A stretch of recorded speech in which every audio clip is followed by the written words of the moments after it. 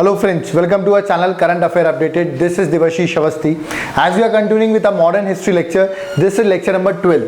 तो आपको याद होगा in the last lecture we have started with Gandhi in India. हम उसको स्टार्ट कर दिया था हमने, that is गांधीयन पीरियड को हम स्टार्ट कर चुके थे. आज उसी पीरियड को हम आगे कंटिन्यू करेंगे. ठीक है, तो आज जो हमारा टॉपिक है, याद होगा आपको लास्ट लेक्चर में मैंने आपको ये ऐसा कोई डायग्राम बनाया था, लिखा था 3 एक्सपेरिमेंट्स ऑफ गांधी. गांधी के 3 एक्सपेरिमेंट्स जो इंडिया में किए गए और एक प्रैक्टिस मैच के रूप में मैंने बताया था 3 प्रैक्टिस मैचेस होने वाले हैं. जो पहला ऑलरेडी मैं लास्ट लेक्चर में डिस्कस कर चुका हूं, दैट इज चंपारण सत्याग्रह. तो यार ये फर्स्ट चंपारण था, सेकंड अहमदाबाद और third Kheda. First we have done, second और थर्ड आज हम कंटिन्यू करेंगे, that is Ahmedabad and Kheda. उससे पहले मैं एक पॉइंट आपको बता दूं प्रीलिम्स के लिए बहुत ही इंपॉर्टेंट, इसको नोट डाउन करिए. चंपारण याद रखिएगा 1917 में हुआ. चंपारण इज एट बिहार, ये आपको पता है. It is the first civil disobedience movement in India by Gandhi. याद रखिएगा, पूछा था फर्स्ट सिविल डिसोबीडियंस मूवमेंट कौन सी थी, आंसर वुड बी चंपारण सत्याग्रह. और पूछा जाए गांधी जी का पहला hunger strike, the first hunger strike, तो आंसर वुड बी अहमदाबाद. ठीक है.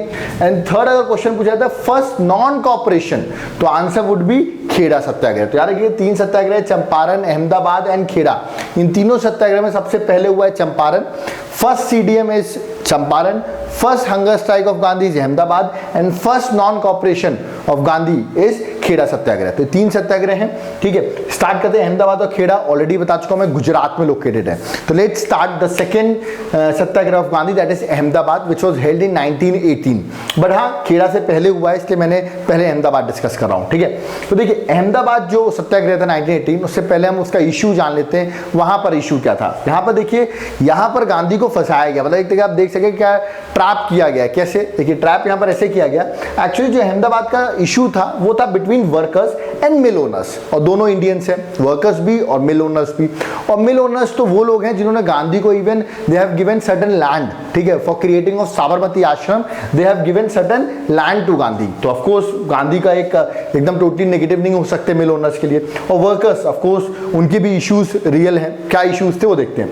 देखिए हुआ यहां पर कि एक्चुअली प्लेग की डिसीज हुई. ठीक है, इस एरिया में, अहमदाबाद एरिया में प्लेग की डिसीज हुई. इसकी वजह से क्या हुआ, कुछ बोनस पे इशू आया कि क्या हमें वर्कर्स को इस बात के लिए बोनस प्रोवाइड करना चाहिए. तो यस, बोनस प्रोवाइड करना चाहिए, जिसमें वर्कर्स ने डिमांड किया कि हमारी सैलरी का 35% हमारी सैलरी वेजेस जो है वो बढ़ा दी जाए.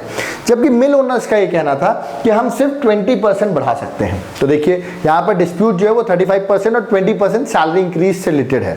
ठीक है, ये सिचुएशन जब देखी वहां के ब्रिटिश कलेक्टर ने, उसने कहा यही मौका है कि लेट्स कॉल गांधी, और अब देखते हैं गांधी इस इश्यू को कैसे रिजॉल्व करते हैं.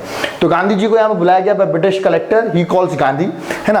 और गांधी जी अब देखे दोनों के इश्यूज हैं. ठीक है, मिल ओनर्स को भी जानते थे, वो वर्कर्स को भी उनका अटैचमेंट था. ठीक है, तो उन्होंने क्या कहा, उन्होंने सोल्यूशन ये दिया कि चलिए हम एक ट्राइब्यूनल स्टैब्लिश करते हैं और ये ट्राइब्यूनल जो भी फैसला देगा उसके अकॉर्डिंग हम डिसीजन फाइनल मानेंगे. तो गांधी सोल्यूशन क्या था, ट्राइब्यूनल क्रिएट कर लेते हैं. उन्होंने ट्राइब्यूनल क्रिएट करने की बात कह दी.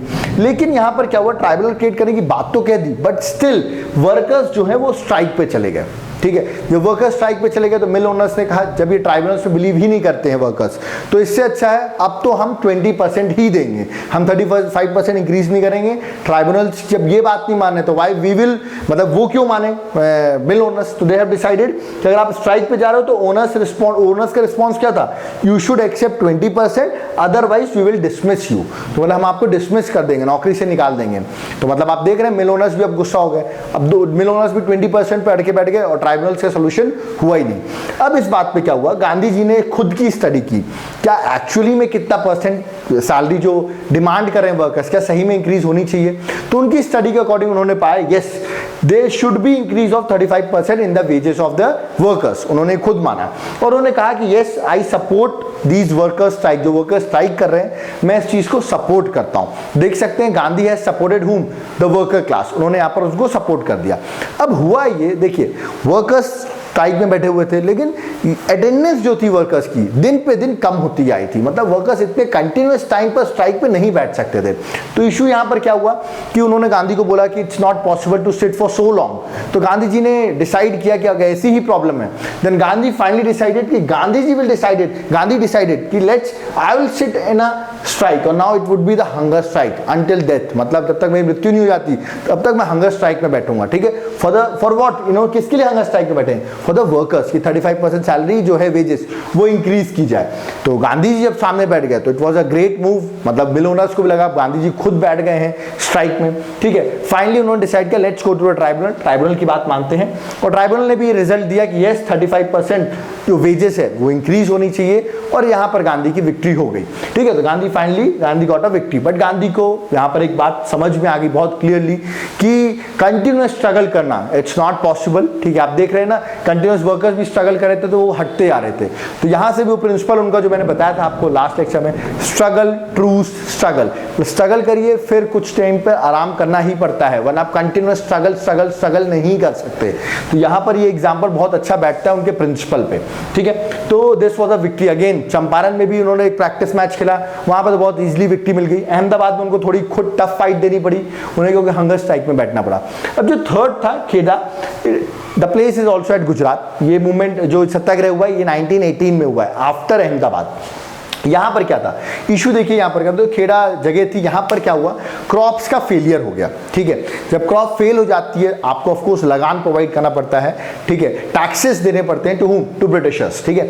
लेकिन यहां पर क्या हुआ फेल, जो क्रॉप्स थी वो फेल हो गई खेड़ा में, और यहां पर ब्रिटिश का खुद के कुछ प्रोविजंस थे, उसमें ये लिखा था अगर क्रॉप फेल होती है मोर देन 25%, मतलब जितना भी आपने उगाया उसका 1/4 से ज्यादा 25%, if the crop is failed then of total annual production, जितना एनुअल प्रोडक्शन उसका 1/4 से ज्यादा आपका फेल होता है, देन आपको रिमिशन दे दिया जाएगा टैक्स में, मतलब यू डोंट हैव टू पे द टैक्स, ठीक है।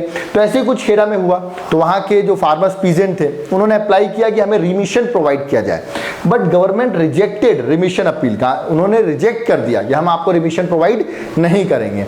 नाउ गांधी केम एक्टिव इनटू खेड़ा मूवमेंट, वो खेड़ा में आए, उन्होंने कहा कि मैं इसको लीड लूंगा। तो गांधी जी एंड वित्तल भाई पटेल, मैं बता दूं वित्तल भाई Patel is one of the member of servants of Indian society, याद है आपको, मैंने बताया था ऑर्गेनाइजेशन जीके गोखले ने फॉर्म की थी, तो उसी के एक मेंबर थे। इन लोगों ने मिलकर, मेन लीडर इसमें गांधी जी थे, ध्यान रखिएगा, और वित्तल भाई पटेल मिलकर इन्होंने अगेंस्ट ब्रिटिशर्स इसमें सत्याग्रह स्टार्ट किया। लेकिन मैं आपको बताऊं इसमें एक्चुअली फाइनल रिजल्ट क्या हुआ। गांधी ऑफ कोर्स इस पर कुछ फैसला लेते, उससे पहले ही उनको पता चल गया Gandhi is again a strong personality in India.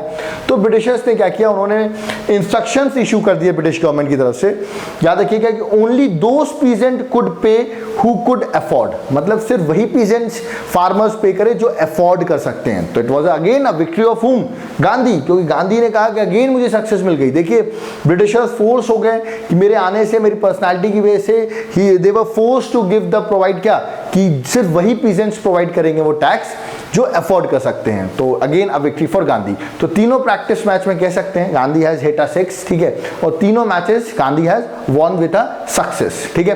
अब क्या होता है, अब देखिए अब रियल मैचेस स्टार्ट होने वाले हैं गांधी जी के, ठीक है। 3 मैच तो ठीक है छोटे मूवमेंट थे, बट इनको ये 3 मूवमेंट उनको एक नेशनल हीरो कह सकते हैं, इंडिया में बना दिया था इस टाइम तक, ठीक है। अब देखिए इशू क्या हुआ, अब एक बहुत इंपॉर्टेंट सिचुएशन होने वाली है इंडिया में, एक एक्ट आने वाला है जिसको अपन ब्लैक लॉ भी कहते हैं, ब्लैक एक्ट भी कहते हैं, that is known as Rowlatt act, ठीक है। अब ये एक्ट था क्या, सिचुएशन कैसे, यहाँ पर भी पहले मैं बैकग्राउंड बताता हूँ आपको, ठीक है। बैकग्राउंड में आपको पता होगा ब्रिटिश की जो पॉलिसीज थी, ठीक है, गांधी ने ये 3 एक्सपेरिमेंट कर लिए। ब्रिटिश की जो पॉलिसी थी वो थी कैरेट एंड स्टिक पॉलिसी, ठीक है। कैरेट मतलब इंडियंस को कुछ रिफॉर्म्स प्रोवाइड कर दो, कुछ चीजें प्रोवाइड कर दो, अगर वो चीज कंप्लीट इंडिपेंडेंस तो देनी ही नहीं है, कुछ चीजें प्रोवाइड कर दो जिससे वो खुश रहे कुछ टाइम तक, और अगर वो चीज नहीं लेने को मना करते हैं तो फिर then there stick is also there, carrot and stick, carrot ले लो, कैरेट नहीं तो स्टिक भी हम मार सकते हैं। तो ब्रिटिशर्स कुछ इस पॉलिसी को वर्क करते थे, कैरेट एंड स्टिक। तो व्हाट दे हैव डन आपको पता होगा, according to the carrot stick policy उन्होंने जो प्रॉमिस किया था, याद है मैंने होम रूल लीग में बताया भी था आपको कि उन्होंने government of India act 1919 provide किया, ठीक है। इंडियंस बहुत डिमांड कर रहे थे, तो उन्होंने कहा ठीक है आपको कुछ कॉन्स्टिट्यूशनल रिफॉर्म प्रोवाइड करते हैं, तो they have provided government of India act 1919, ठीक है। लेकिन again certain class of people उन्होंने कहा बहुत कम है, इसमें जो चीजें हमारी डिमांड्स थी they have not been achieved through government of India act 1919। तो उन्होंने कहा इससे पहले रिवोल्ट करें, उन्होंने एक स्टिक भी लगा दी थी, दैट इज रॉवेल्ट एक्ट 1919। उन्होंने एक एक्ट भी ला दिया, इसे कहते हैं रॉवेल्ट एक्ट 1919। ये एक्ट क्या था, देखिए ये एक्ट मार्च 1919 में आया, this is very important act, exam के लिए बहुत इंपॉर्टेंट है। देखिए इस एक्ट में ये प्रोविजन था कि विदाउट आपका ट्रायल हुए, आपको कन्विक्शन हो सकती है। कहने का मतलब जैसे मान लें आपने कोई अपराध किया ही नहीं है, ठीक है, आपको सिर्फ सस्पेक्शन के तौर पे मैंने आपको उठाया। फॉर एग्जांपल ब्रिटिशर ने किसी एक व्यक्ति को ले गया जेल क्योंकि उसको सस्पेक्ट था कि ये व्यक्ति ऐसी कोई एक्टिविटी कर सकता है, और इवन आपको जेल ले गया, इवन कन्विक्शन भी हो गया, आपको 2 साल की सजा भी सुना दी गई, even you have not committed the crime also. तो देखिए इन द नेम ऑफ सस्पेक्शन आपको जेल भेजा जा सकता है, कन्विक्ट किया सकता है। ये रॉवल्ट एक्ट कुछ ऐसा ही था। इसका मतलब क्या है? Government can imprison any person without trial, कोई ट्रायल नहीं होगा, and convict in a court of law, उसको कन्विक्ट भी कर दिया जाएगा। आज की डेट में क्या है, अगर आपको कोई अगर उठाते भी है पुलिस वाले तो विद इन 24 आवर्स उनको कोर्ट में पेश करना पड़ता है आपको, विद इन 24 आवर्स। बट उन्होंने ऐसा एक तरीके से ये रॉवल्ट एक्ट तो ये चीजों को हटा रहा है, देखा जाए तो देखा जाए तो no civil liberty for Indians, Indians को कोई सिविल लिबर्टी मिलेगी ही नहीं अगर ये रॉवल्ट एक्ट आ जाएगा। तो आपको क्या लग रहा है, ये गांधी जी इस एक्ट को सपोर्ट करेंगे? No, Gandhi will not support this act, ठीक है। तो गांधी को मौका मिल गया कि ये जो रॉवल्ट एक्ट है is totally wrong, it is against the liberty of Indians, जो सिविल लिबर्टी उसके अगेंस्ट है। तो उन्होंने पहली बात तो इस एक्ट को अपन ब्लैक एक्ट कहते हैं। तो Gandhi what India responded with that, India responded mean Gandhi responded. तो गांधी जी ने कहा कि yes this is a bad law, ठीक है, it's a black act, I will provide what nation wide protest, मैं इसका नेशन वाइड प्रोटेस्ट करना चाहता हूं इस रॉवल्ट एक्ट का, ठीक है, और इसके अगेंस्ट में सत्याग्रह लॉन्च करूंगा, और सत्याग्रह का नाम भी होगा रॉवल्ट सत्याग्रह, ठीक है। इस पे सत्याग्रह पे मैं स्ट्राइक पर बिलीव करूंगा, फास्टिंग पे बिलीव करूंगा और प्रेयर करूंगा, ठीक है। तो मतलब ही believe in fasting, prayer and strike पे, ठीक है, और मैं रॉवल्ट सत्याग्रह लॉन्च करूंगा नेशन वाइड। तो उन्होंने मौका उनको मिल चुका था, जो एक रॉवल्ट एक्ट था उसके अगेंस्ट हम रॉवल्ट सत्याग्रह करेंगे, ठीक है। अब इशू हुआ क्या, देखिए गांधी जी ने अनाउंस किया कि 6 अप्रैल 1919 मैं रॉवल्ट सत्याग्रह अपना लॉन्च करने वाला हूं, ठीक है। लेकिन इससे पहले ही एक्टिविटीज बहुत टर्मोइल हो गई थी, क्योंकि बहुत लोगों को इस एक्ट के अंदर अरेस्ट किया जा रहा था विदाउट ट्रायल्स, ठीक है। और ये एक्टिविटी और जो इंडिया में माहौल था उस टाइम पे थोड़ा वायलेंट माहौल भी हो गया था, ठीक है। गांधी इससे पहले अपना सत्याग्रह स्टार्ट करते 6 अप्रैल 1919, बैकग्राउंड में आपको बताऊं तो वायलेंस स्टार्ट हो गया था in different part of the country, ठीक है। तो एक बैकड्रॉप था कि एक बैकग्राउंड में वायलेंस चल रहा है, ठीक है ना। तो इसीलिए आर्मी को बुला लिया गया था हर अलग अलग जगह पे जहां पर ऐसे वायलेंस बहुत तेज थे, ठीक है। अब देखिए गांधी ने स्टार्ट किया 6 अप्रैल 1919, लेकिन still Gandhi started on 6 April 1919 what his Rowlatt satyagraha, ठीक है। बट ध्यान रखिए उन्होंने स्टार्ट कर दिया, लेकिन अदर पार्ट में क्या हो रहा है, अदर पार्ट में वायलेंस हो रहा है different part of the country में, इसलिए आर्मी को बुला लिया गया है। अब देखिए यही इसी वायलेंस पे जो इशू चल रहा है, अब यहाँ पर एक बहुत इंपॉर्टेंट इवेंट होगा, इसे कहते हैं जलियांवाला मैसेकर, ठीक है। जलियांवाला बाग इंसिडेंट हुआ क्या, देखिए गांधी ने 6 अप्रैल 1919 को अपना सत्याग्रह स्टार्ट कर दिया, रॉवल्ट सत्याग्रह, ठीक है। अब 13 अप्रैल 1919, ठीक है, बैसाखी का दिन था, ठीक है, आपको पता होगा it's a very famous day of 13 अप्रैल 1919। यहां पर क्या हुआ, लोग ऑफ कोर्स रॉवल्ट एक्ट के अंदर 2 फेमस पर्सनालिटी थी जिनको अरेस्ट कर लिया गया था, उनका नाम था सत्यपाल और सैफुद्दीन किज्जू, याद रखिएगा। तो सत्यपाल और सैफुद्दीन किज्जू को अरेस्ट कर लिया गया अंडर रॉवल्ट एक्ट, ठीक है, और उनको कहां ले जाया गया ये पता भी नहीं चला। तो लोगों ने क्या किया, इनके खिलाफ people protesting against the arrest of what Satyapal and Saifuddin Kitchlew, उसके खिलाफ जो अरेस्ट हुआ है उसके खिलाफ लोग प्रोटेस्ट करने लगे। और ये जो प्रोटेस्ट हो रहा था, ये प्रोटेस्ट हो रहा था जलियांवाला बाग में, ठीक है, याद रखिए जलियांवाला बाग में प्रोटेस्ट हो रहा था। अब जब ये प्रोटेस्ट हुआ और क्यों अरेस्ट किया था, बिकॉज ऑफ द रॉवल्ट एक्ट, ठीक है। अब जब यहाँ प्रोटेस्ट हो रहा था तो यहाँ पर बहुत फेमस एक व्यक्ति, इनका नाम है जनरल डायर, ठीक है, ये यहाँ पहुंचते हैं, ठीक है, और इन्होंने क्या किया, ओपन फायर, मतलब फायर कर दी। वहां पर लोग जो प्रोटेस्ट कर रहे थे इनके पास कोई वेपन्स भी नहीं थे, उन पर ओपन फायर कर दी, और ये डाटा है अराउंड 1600 पीपल डाइड। आप जैसे बोलते 1600 व्यक्ति उस टाइम पे उसी वक्त उनकी डेथ हो गई। और ये तो चलिए ऑफिशियल डाटा, वैसे एक्चुअली में लोग ये भी कहते हैं मोर देन 3000 पीपल डाइड, ठीक है। तो यहाँ पर general Dyer has open fire, इन्होंने ऑर्डर दिया, ठीक है। आपने अगर मूवी देखी होगी गांधी मूवी तो उसमें आप देखेंगे जलियांवाला बाग इंसिडेंट जो दिखाया गया है, ठीक है। अब इसके बताऊं, इसके लिए अब ब्रिटिश गवर्नमेंट ने गलत काम किया कि आप मतलब जिनके पास कोई वेपन्स भी नहीं है, you have open fire to them, ठीक है। तो ब्रिटिश गवर्नमेंट ने एक कमीशन स्टैब्लिश की। ये पूछी जाती है कि कमीशन किसके लिए स्टैब्लिश की गई थी, हंटर कमीशन। ये कमीशन ये देखने वाली थी क्या जलियांवाला बाग में जो इंसिडेंट्स हुए हैं, ठीक है, क्या इसमें जनरल डायर दोषी है कि नहीं है। But Hunter commission gave a clean chit to general Dyer, और जनरल डायर फ्री हो गए क्योंकि उनको क्लीन चिट मिल गई थी हंटर कमीशन के द्वारा, ठीक है। But of course it's a wrong thing which has has been happen in India, ठीक है। पहले बात रॉवलेट एक्ट गलत है, फिर रॉवलेट एक्ट के अंदर लोग प्रोटेस्ट कर रहे हैं, तो आप उसके अंदर क्या कर रहे हो, ओपन फायर कर रहे हो जलियांवाला बाग में, ठीक है। तो इसका रिजल्ट क्या हुआ, बहुत फेमस पर्सनालिटी है रविन्द्रनाथ टैगोर, उन्हें अपना नाइटहुड का टाइटल रिटर्न कर दिया। इवन जो सर लगाते थे वो, ठीक है, they also written the title of sir Rabindranath Tagore, ये टाइटल उन्होंने रिटर्न कर दिया। याद होगा आपको जब मैंने लास्ट लेक्चर्स में डील कर रहा था, मैंने बताया था एनी बिसेंट जो है उनका भी अरेस्ट किया गया था, इस टाइम पर भी किसी एक व्यक्ति ने अपना टाइटल रिटर्न किया था। तो कमेंट बॉक्स में बताइए, मैंने लास्ट लेक्चर्स में ऑलरेडी बता चुका हूं ये पॉइंट, ठीक है, किसने रिटर्न किया था, ठीक है। फिर जब गांधी जी ने देखा it's so violent movement have been happening, उन्होंने अपना जो सत्याग्रह था, रॉवलेट सत्याग्रह 6 अप्रैल को स्टार्ट किया, बट ये जलियांवाला बाग इंसिडेंट हो गया, वॉलेंस हो रहा है इंडिया में, तो Gandhi also withdrew the movement, उन्होंने मूवमेंट को विड्रू कर लिया ऑन 18 अप्रैल 1919। तो देखा जाए जो रॉवलेट सत्याग्रह गांधी है started, he has withdrew that movement, ठीक है। तो ये एक बैकड्रॉप था, ठीक है, और ये सेटबैक भी था एक तरीके से गांधी जी के लिए, क्योंकि उन्होंने मूवमेंट स्टार्ट भी की थी, इतने में ही इतने बड़े बड़े इंसिडेंट्स हो गए, he have to take back that movement. तो गांधी जी है सेटबैक, मतलब ये जो बैकअप कर रहे हैं, वापस बंद कर रहे हैं मूवमेंट, एक तरीके से गांधी जी के लिए क्या था, एक सेटबैक था, ठीक है। तो याद रखिए रॉवलेट सत्याग्रह 18 अप्रैल 1919 को विड्रॉ कर लिया गया बाय महात्मा गांधी, ठीक है।